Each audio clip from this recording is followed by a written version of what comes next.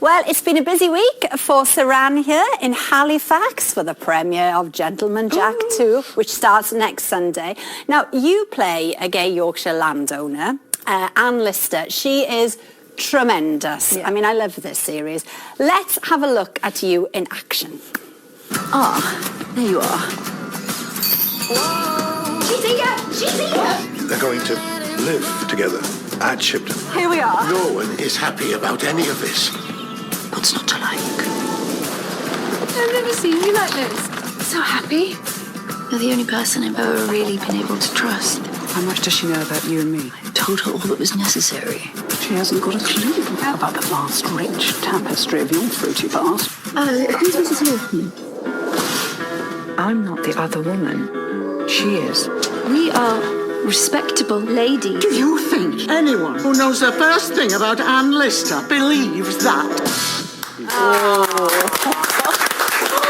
Suranne, I know from reading interviews and hearing interviews that she is a character that's very close to your heart because she's transformed lots of people's lives. Is she good fun to play? Oh, amazing. And to have the responsibility of her and to be able to stomp through Yorkshire, be at her house, film it where she actually lived, to have 5 million words of her diary to kind of research, and have that at your fingertips. The cast is phenomenal. I'm watching this going, I'm just saying to Ralph, she's gorgeous, he's wonderful, he's brilliant.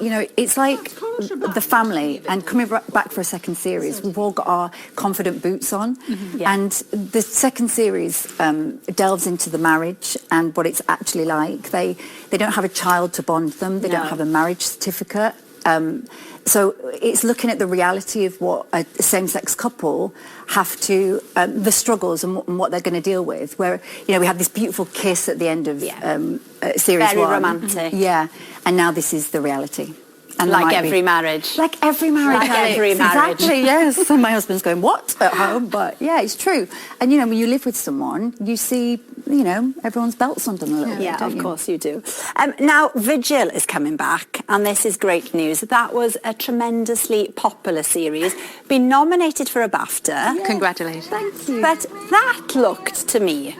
Well, I don't know how terrifying? You did it, because I could not have been stuck in a submarine for that long. Yeah. So this outfit here, so that's a proper...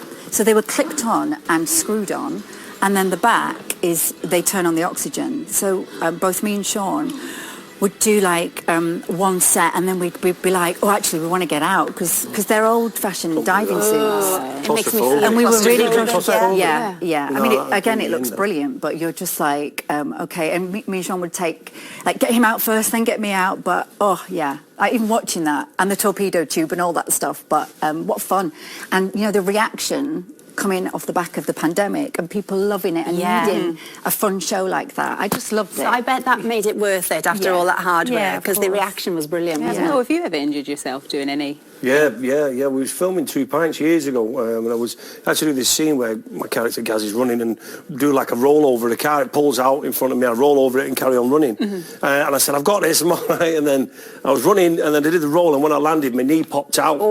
And then I popped out and hit the floor, and they went, cut, moving on, and they all just left me on the floor and moved on, and my knee was just gone, and I went off to hospital, and I've not been able to play football since. My cruciate ligament went. Is that the first time it went? Well, my other one had gone, so falling both my chips apart, and peas are all over the place. Falling apart at the seams. But they didn't even wait. The director had got the shot, but because it's like on set at the time, he's like, we'll go get Will to hospital, we'll move to the next location. Well, Suranne, you know what, actually, you need a part in Death in Paradise. Yeah. Nice couple of days in the Caribbean. We were just talking about that before. It's not that easy, It's easy as a guest. I went on as a guest, and it was great. I was there about 5 days working, 2 weeks on the beach. I'm still up at 5:45 every morning working in the heat. It's still an actual job. Where believe your son would have... If you're the victim, killed off day one... It's the best. Sunbathe. Yeah, it's the best part actually. Being a guest is great, but being the victim is great on Death in Paradise. It's like a big industry secret. It's like try and be the victim, because you film for a couple of intense days at the first when you arrive, and then you're usually there for about 10, 12 days, and then you're just like, let me know if you need me. I'll be fine. I was a killer. I was only in about 5 days, 5 intense days, and the World Cup was on. It was great. You see all these actors pop up in it. I mean, clearly they're all like, of course, I'll do that. Nobody says no. Where is it filmed? Caribbean, get me in. Yeah, not a problem. Well, Gentleman Jack returns to BBC One and iPlayer on Sunday the 10th of April, and the entire first series is available on iPlayer. Yeah, well. Suranne, we love that you took your friend Jenny McAlpine to you with the premiere at Gentleman Jack. Yes. What do you think makes a good friendship?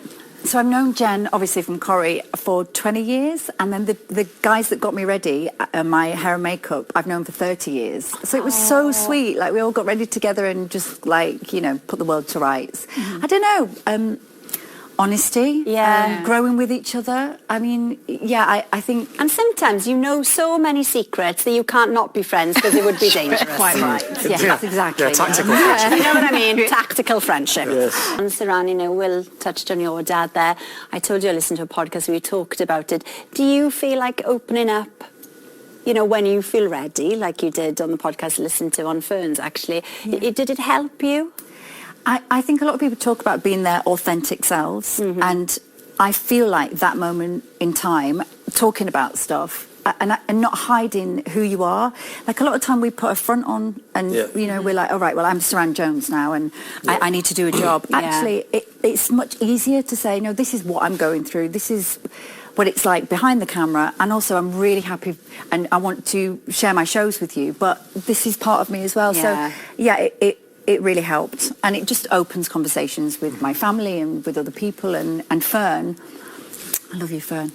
You know, we're really close now, and she will always be part of my history for doing that with me. Yeah, it was. Thank you both for sharing that story, and massive good luck with the tour. We do have a laugh. Let's just be quick. It's loads of fun. It's practically sold out everywhere. There's and we're having a tickets great with time. London on Sunday. So Shepherd's Oh yes, Bush on Sunday. There you London. go. It's my birthday. It's my birthday on Sunday as well. I know he's 55 on Sunday. Stop telling people 55. Well, that's it for tonight. Thanks to all our guests, Suranne, Will, Ralph, and obviously Chris as well joined us. Jermaine and I will be back on Monday. Have a lovely weekend. We'll see you then. Goodbye. Thank you.